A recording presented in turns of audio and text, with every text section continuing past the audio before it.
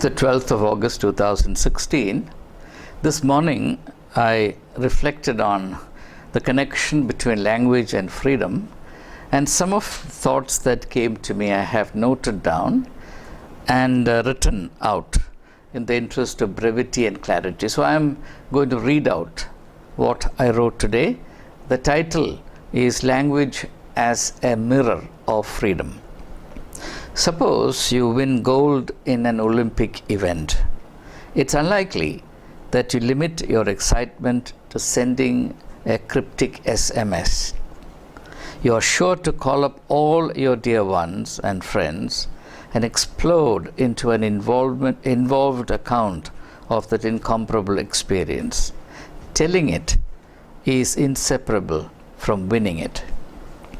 On the other hand, if an acquaintance had called on you and departed, very likely you would SMS saying, it would look like this: it was great to see you, unmindful of the fact that the text oozes indifference. This is just one of the innumerable instances that should alert us to how blind we are to the significance of language.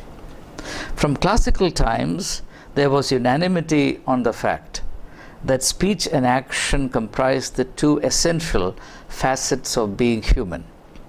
That is because the birth of every human being marks a new, unprecedented beginning.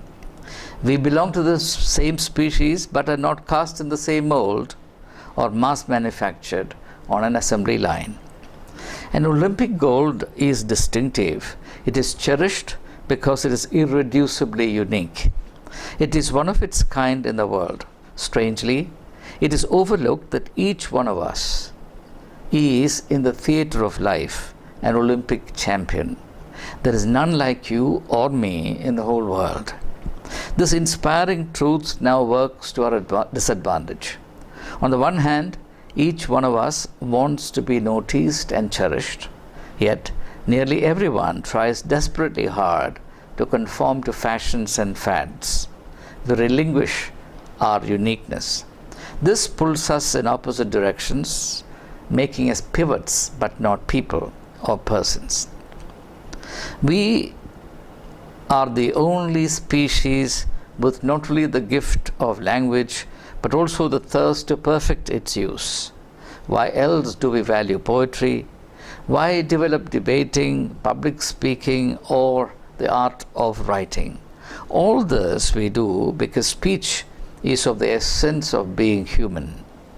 Suppose we involve ourselves in a significant action, but are unable to speak and share its significance with our fellow human beings.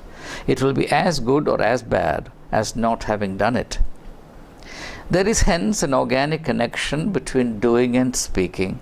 Significant doing cannot be separated from effective speaking.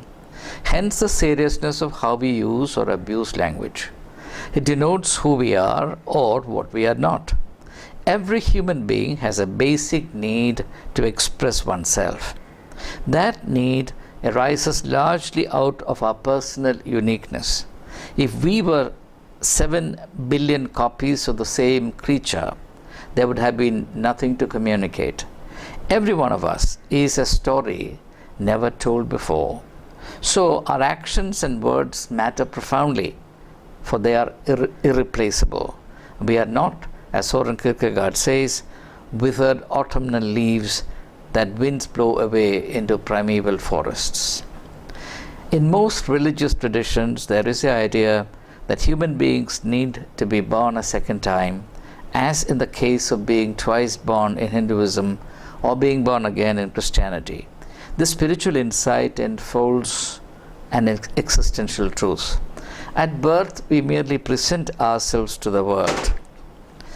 We are least differentiated at birth.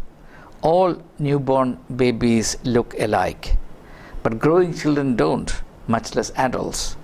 We grow increasingly into uniqueness and distinctiveness.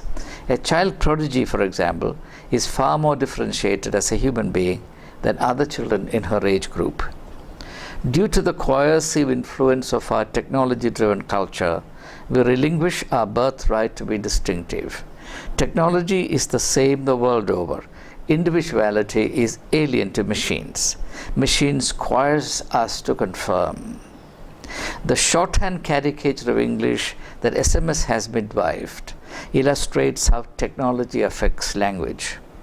Imagine writing in a personal letter of yesteryears to a friend, "It was great to see you." That alone could have cost you a friend.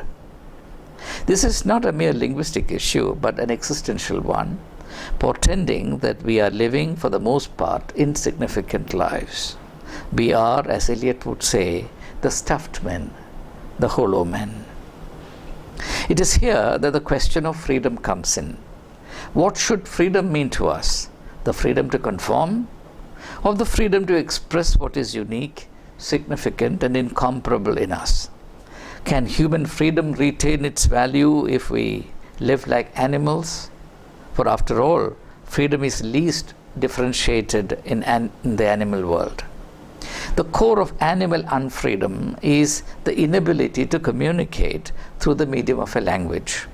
Analogically, therefore, the substance and scope of our freedom depend on our ability to master and use language at its humane best.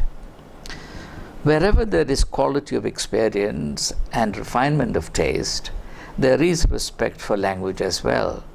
Language at once expresses our emotional wealth and contributes to it. It is now well known, but widely neglected in practice, that language is a significant factor in human development. Plato rated the ability to speak significantly higher than the capacity to act effectively. But then, we know no instance of anyone acting decisively, yet being unable to speak effectively. If there is any significance in us, and we cannot be human without any significance, it will show forth in our words, not less than in our deeds. Language is not a mere ensemble of sounds. It is, as Martin Heidegger said, the abode of the being.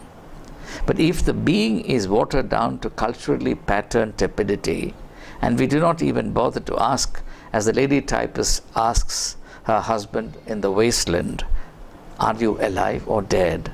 how does it matter what mishmash we make of language?